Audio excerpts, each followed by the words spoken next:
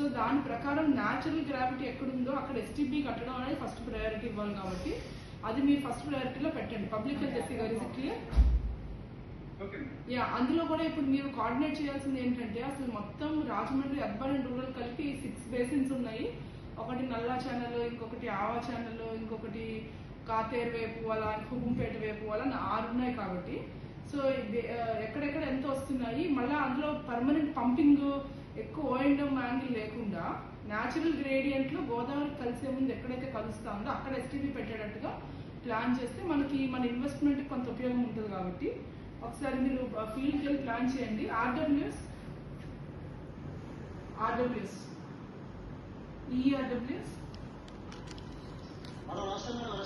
నమస్తే ఈ గారు, అది ఒకసారి ఫీల్డ్ కి కమిషనర్ గారు మీరందరూ వెళ్ళి ఇమీడియట్ గా మనం ప్రపోజల్స్ పంపించాలి. సో 100 crores అన్నారు కాబట్టి మీరు మన ప్రపోజల్స్ అన్ని రెడీ చేసుకుని మీరేమి 100 అంటే ఎగ్జాక్ట్ గా 100 అని కాకుండా మీరు ప్రయారిటీ వైజ్ చేయండి.